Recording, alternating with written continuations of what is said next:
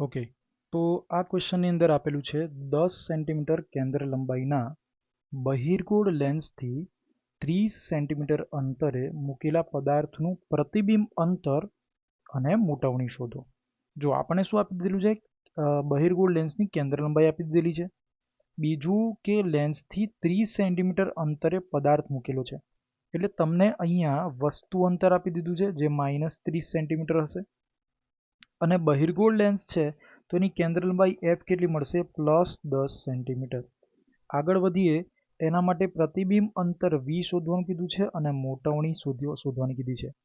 જો વસ્તુની ઊંચાઈ 10 સેન્ટીમીટર હોય તો પ્રતિબિંબની ઊંચાઈ પણ શોધો. બરાબર, એકદમ સિમ્પલ રૂલ છે. આપણી જોડે સમીકરણ છે v બરાબર કેટલા, uf ના છેદમાં u plus f.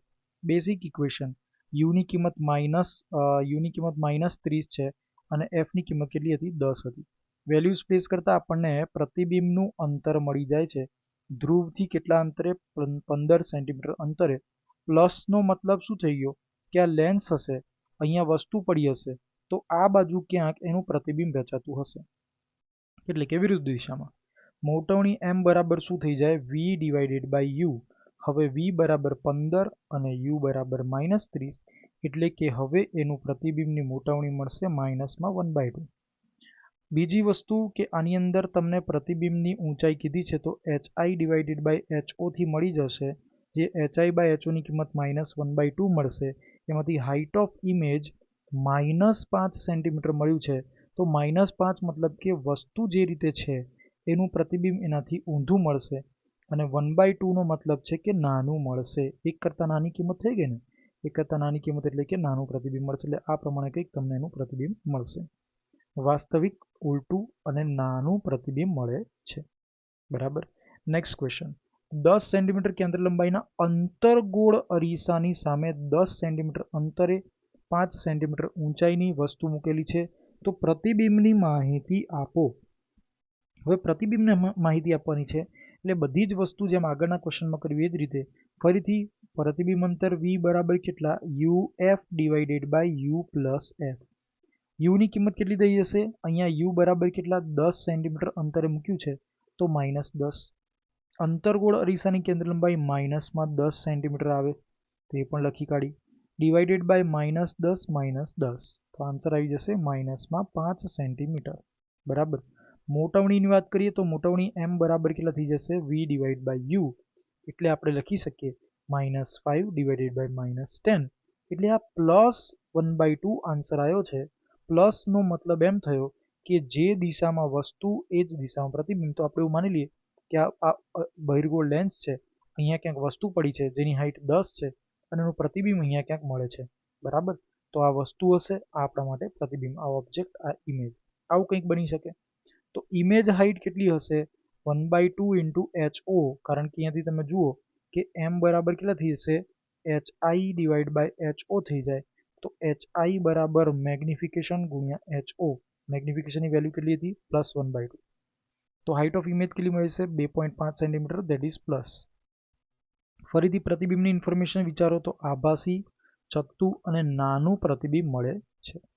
Next question પર ફોકસ કરીએ. તમને આવો કોઈક લેન્સ આપ્યો છે જે અંતર્ગોળ બહિર્ગોળ પ્રકારનો છે. આર એક તરફની કિંમત 60 છે, બીજી તરફની વક્રતા ત્રિજ્યાની કિંમત 20 છે. મ્યુ મીડિયમ તમને 1 આપ્યો છે અને મ્યુ લેન્સ તમને 1.5 કીધો છે. આપેલ લેન્સની કેન્દ્ર લંબાઈ શોધવાની છે. પ્રકાશ ડાબી તરફથી આપાત થાય અને પ્રકાશ જો જમણી તરફથી આપાત થાય તો. ડાબી તરફથી આપાત થાય એટલે આ પ્રમાણે આપાત થતો હોય તો એ કેસમાં આપણા માટે આ બાજુની જે R1 લઈએ એ -60 બની જશે, અને આપણા માટે આ R2 જે છે એ પણ -20 સેન્ટીમીટર બનશે. બરાબર, તો પહેલા કિસ્સાની અંદર બંને કેવી છે, નેગેટિવ છે. ઓકે, હવે આપણો બેઝિક ઇક્વેશન શું હતો, 1/f બરાબર mu lens by mu medium -1 × 1/r1 - 1/r2. આપણું બેઝિક ઇક્વેશન હતું જેનું આપણે નામ શું આપ્યું હતું, આનું નામ હતું લેન્સ મેકરનો ફોર્મ્યુલા. એકચ્યુઅલી લેન્સ મેકર ફોર્મ્યુલાની અંદર આ જે તમને બ્રેકેટ આપ્યું એના ઇક્વલ ટુ શું આવશે, -1/u + 1/v આવશે. પણ કંઈ વાંધો નહીં, આ કિંમત જે હતી એ પણ 1/f ને બરાબર જ છે, એટલે કોઈ ઇશ્યુ નથી.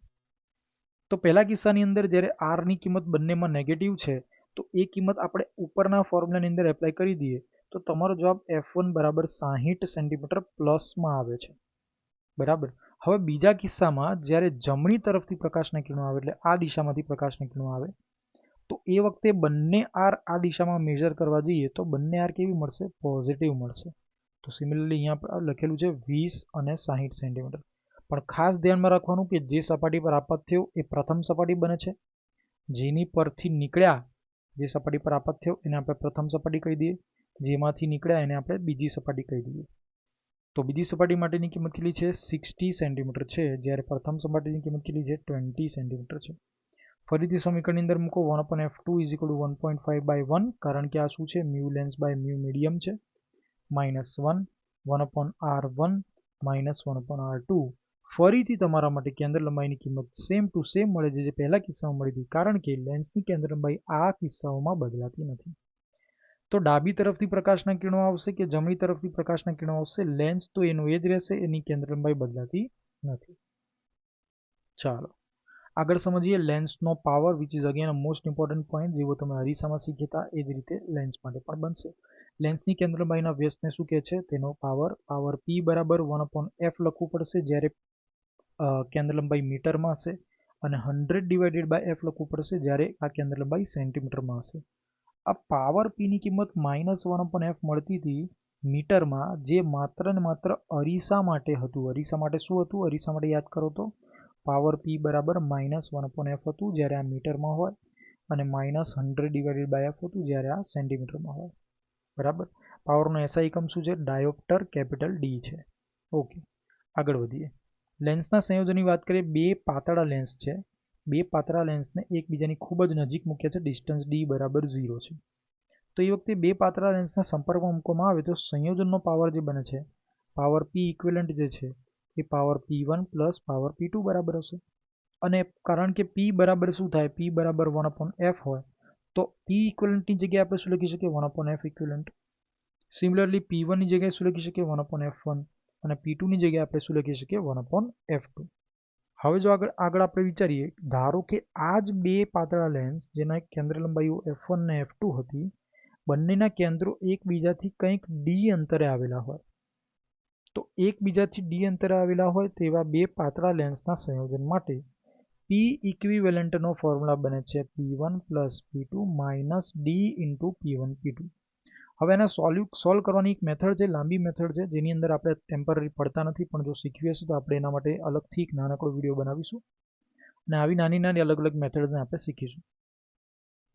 ચાલો, તો પાવરનું વ્યસ્ત શું મતલબ કે કેન્દ્ર લંબાઈનો વ્યસ્ત કોણ છે? પાવર છે. તો અહીંયા 1/f ઇક્વિવેલન્ટ લખી શકું, 1/f1 લખી શકું, પ્લસ 1/f2 લખી શકું. માઇનસ છે તો અહીંયા માઇનસ છે, D છે તો અહીંયા D છે, અને પાવર P1 છે તો F1, અને પાવર P2 તો અહીંયા F2. બરાબર. તો આ બે આપણા માટે ફરીથી મોસ્ટ ઇમ્પોર્ટન્ટ ઇક્વેશન્સ બની જાય છે. નેક્સ્ટ છે ન્યૂટનનું સૂત્ર. ન્યૂટનનું સૂત્ર કોને કહીશું આપણે? એકદમ શાંતિથી સમજજો. ધારો કે આપણે એમ કહી દઈએ કે એક લેન્સ તમને આપેલો છે અને આ લેન્સ સમબહિર્ગોળ લેન્સ છે, તો જેના માટેની કેન્દ્ર લંબાઈનો અંતર f અને f છે બંને તરફ ઇક્વલ ડિસ્ટન્સ પર છે.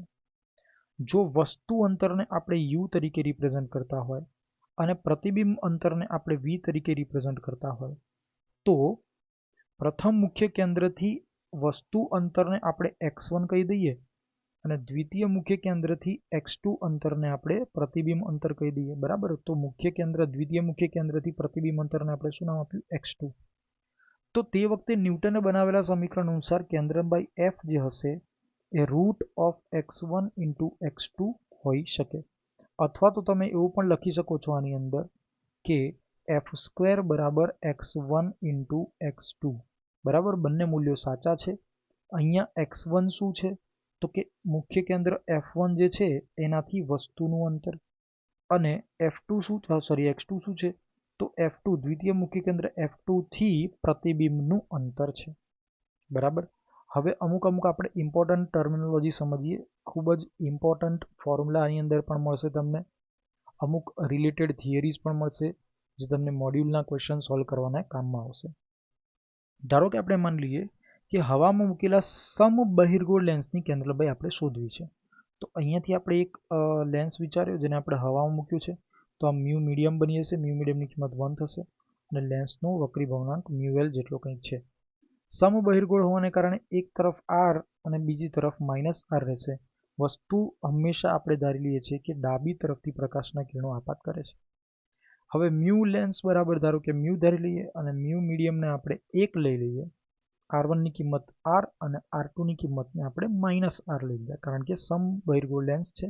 એક તરફથી ધન મળશે અને બીજી તરફથી માઇનસ મળશે, ઋણ મળશે. કેન્દ્ર લંબાઈનું સૂત્ર છે 1/f = mu lens by mu medium minus 1 into bracket 1/R1 minus 1/R2. આ સમીકરણની અંદર બધી વેલ્યુઝ પ્લેસ કરવા જઈએ તો મ્યુ લેન્સની કિંમત મ્યુ છે, મ્યુ મીડિયમ તો 1 થઈ જાય, તો ગુણોત્તર એટલો ને એટલો જ રહેશે, માઇનસ 1.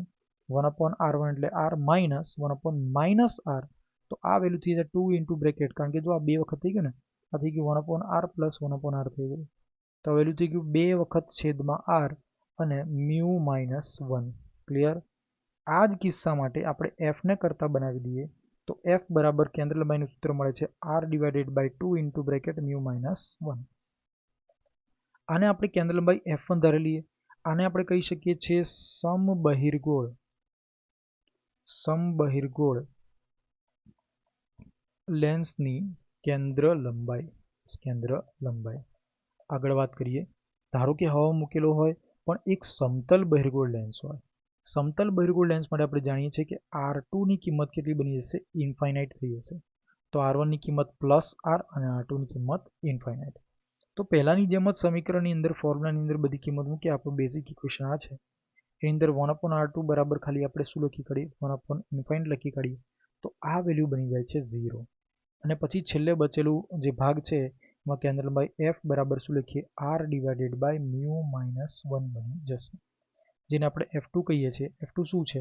તો કે સમતલ બહિર્ગોળ લેન્સ જેને આપણે કોઈ માધ્યમ એટલે કે હવામાં મૂક્યો હોય ત્યારે તેની કેન્દ્ર લંબાઈ. બરાબર. હવે જો પ્રકાશના કિરણો બીજી તરફથી આવતા હોય તો બીજી તરફથી આવતા એટલે કે આપણે માની લઈએ કે અત્યારે પ્રકાશના કિરણો આ તરફથી આવે છે. હવે આપણે એમ વિચારીએ કે સમતલ સપાટી પરથી આવતા હોય તો તે વખતે આ જે બીજી તરફનો વક્ર ભાગ જે છે એનો વક્રતા ત્રિજ્યા માઇનસ R બની જશે અને એ વખતે mu lens divided by mu medium minus 1. જોજો 1/-ઇન્ફાઇનાઇટ જે તો ફરીથી 0 થવાના છે. માઇનસ 1/-R એટલે માઇનસ માઇનસ પાછા પ્લસ બની જશે અને તમારું ફોર્મ્યુલા હતું એવું જ આવશે. તો પ્રકાશનું કિરણ ગમે તે ડાયરેક્શનમાંથી આવશે, બરાબર, તો એની જે તે લેન્સની કેન્દ્ર લંબાઈ બદલાશે નહીં જો આપણે માધ્યમ ના બદલીએ તો. માધ્યમ બદલાતા પ્રકાશની લેન્સની કેન્દ્ર લંબાઈ પર પણ અસર થાય છે. આનો એક ક્વેશ્ચન પણ આપણે પછી સમજવાના છીએ. તો આ બે રિલેશન્સને જોતા આપણે એવું દેખાયું કે ભાઈ સમતલ બહિર્ગોળ લેન્સ જે હશે એની કેન્દ્ર લંબાઈ એ સમબહિર્ગોળ લેન્સ સમબહિર્ગોળ લેન્સની કેન્દ્ર લંબાઈ કરતાં બમણી હશે. બરાબર. એટલે આ સમબહિર્ગોળ લેન્સ છે એની કેન્દ્ર લંબાઈને આપણે F2 નામ આપી દો અને એક સમતલ બહિર્ગોળ લેન્સ એની કેન્દ્ર લંબાઈને આપણે F1 નામ આપી દો. તો F1નું મૂલ્ય જે છે ને એ F2 કરતાં બમણું હશે. આ રીતે કહેવા માંગે છે. બરાબર. ધ્યાનથી સમજો. હવે જો સમબહિર્ગોળ લેન્સને તેની મુખ્ય અક્ષને સમાંતર બે ભાગમાં અથવા સમાન ભાગમાં કાપી લેવામાં આવે તો દરેક ભાગની કેન્દ્ર લંબાઈ મૂળ લેન્સની કેન્દ્ર લંબાઈ જેટલી જ રહે છે. આ થિયરેટિકલ પોઈન્ટ છે. એવું કેમ થાય છે? ધારો કે એક સમબહિર્ગોળ લેન્સની કેન્દ્ર લંબાઈ તમે F ધારેલી છે, એને આપણે અહીંયાથી કટ કરીએ છીએ. બરાબર. મુખ્ય અક્ષને સમાંતર કટ કરીએ છીએ તો કેવા બે સમાન ભાગ કર્યા ને?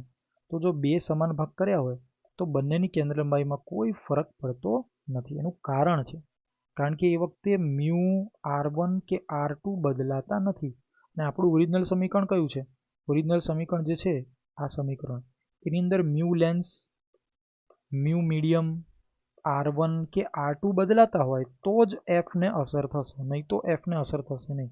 માધ્યમ બદલેલું નથી, લેન્સનું માધ્યમ બદલાતું નથી, R1 બદલાતા નથી, R2 બદલાતા નથી, તો પછી કેમ કેન્દ્ર લંબાઈ બદલાય? તો બંને ભાગ જે બાકી બચે છે બંનેની કેન્દ્ર લંબાઈ કેવી હશે? મૂળ લેન્સની કેન્દ્ર લંબાઈને સમાન હશે. પણ શું વેરિએશન આવે છે? તો વેરિએશન એટલું આવે છે કે માત્ર પ્રતિબિંબની તીવ્રતા ઘટે છે. એનું કારણ કે આપણે આગળ પણ જોઈ ગયા હતા કે જે તીવ્રતા જે મળે છે વક્રીભવન પામ્યા બાદ પ્રકાશની જે તીવ્રતા મળે છે આ તીવ્રતા દર્પણમુખ જે હોય એટલે કે એપર્ચર જે હોય એના વર્ગના સમપ્રમાણમાં હોય છે. એટલે જો અહીંયાથી મૂળ લેન્સમાંથી પસાર થતો પ્રકાશ હોય એની તીવ્રતા I હશે, તો કારણ કે હવે એપર્ચર અડધો થઈ ગયો તો આઈની કિંમત I/4 થઈ ગઈ. એપર્ચર ધારો કે આને હું એ નામ આપી દઉં, એ નામ આપી દઉં તો A/2 થઈ ગયો ને, તો I ડેશ બરાબર શું થશે? A/2 નો સ્ક્વેર એટલે કે A²/4. A² બરાબર તો I હતા, તો I ડેશ બરાબર I/4 મળશે. મતલબ કે આની અંદરથી હવે પ્રકાશ જે બહાર નીકળશે એની તીવ્રતા I/4 હશે, આમાંથી બહાર નીકળશે એ પણ I/4 હશે, પણ મૂળમાંથી જે પ્રકાશ બહાર નીકળે છે એની તીવ્રતા I હશે. ક્લિયર છે? ચાલો આગળ વધીએ. ધારો કે હવે લેન્સને આપણે આ રીતે વર્ટિકલી કટ કરીએ છીએ. પહેલી વારમાં કેવું કટ કર્યું હતું? મુખ્ય અક્ષને સમાંતર.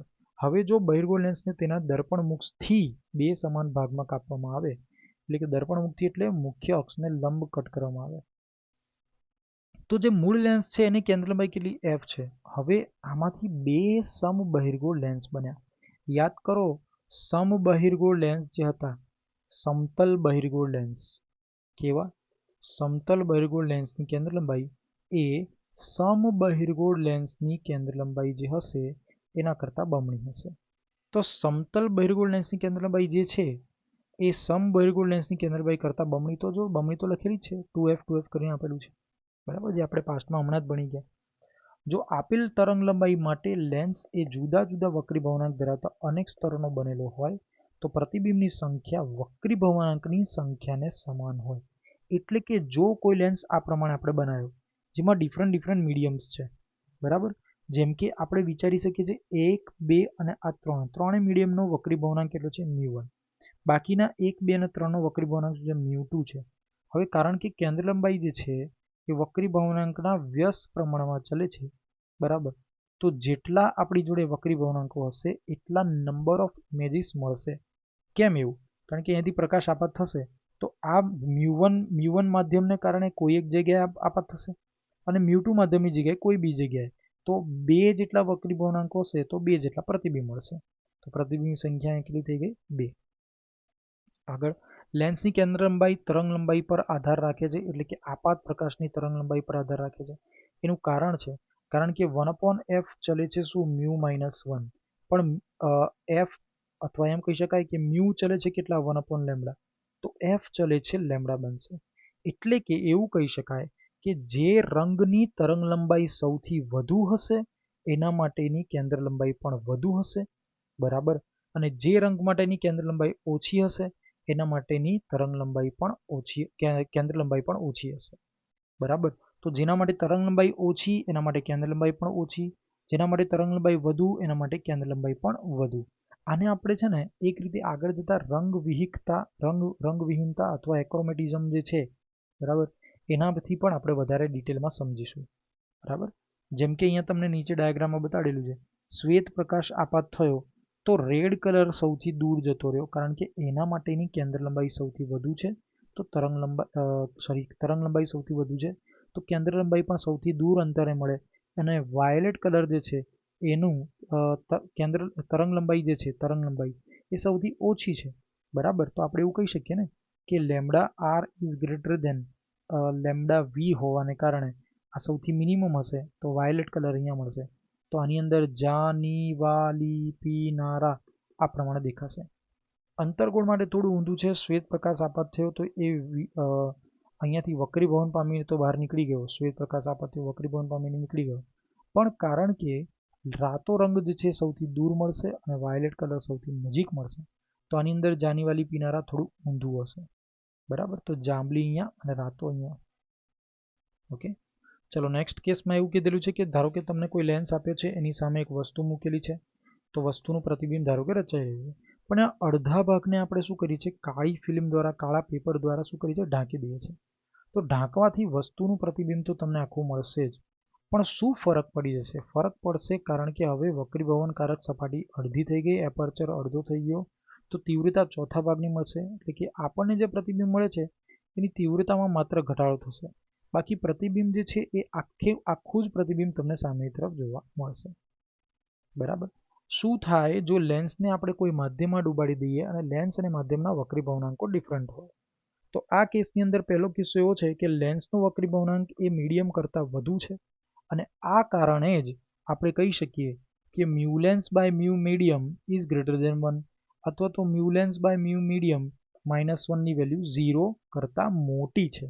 તો એ કેસમાં આપણે જાણીએ 1/f બરાબર શું, તો કે mu lens by mu medium -1 અને 1/r1 -1/r2. દરેક પ્રસંગમાં 1/r1 અને r2 સેમ રહેશે, તો આપણે એમ કહી શકીએ કે 1/f ચલે છે કેટલા, mu lens by mu medium -1 જેટલું પ્રચલનાંક છે. બરાબર, એટલે તમે ઇઝીલી લખી શકો છો 1/f બરાબર કેટલા, તો કે mu lens by mu medium -1. આ બંને એકબીજાના મતલબ કે આ એક કેન્દ્ર લંબાઈ જે છે હશે એ mu lens by mu medium -1 ના સમપ્રમાણમાં હશે. તો પહેલા કિસ્સામાં આ વેલ્યુ જે મળી, આ બ્રેકેટ જે મળ્યો એ ગ્રેટર ધેન 1 છે, સોરી ગ્રેટર ધેન 0 છે, એટલે કે ધન છે. ધન હોવાને કારણે f પણ ધન મળશે.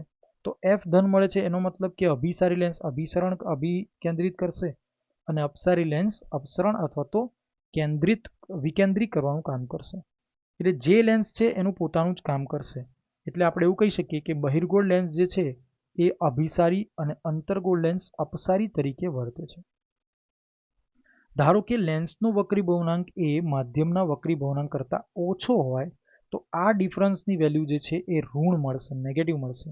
એટલે આપણને એફની વેલ્યુ કેવી મળશે, માઇનસ મળશે, નેગેટિવ.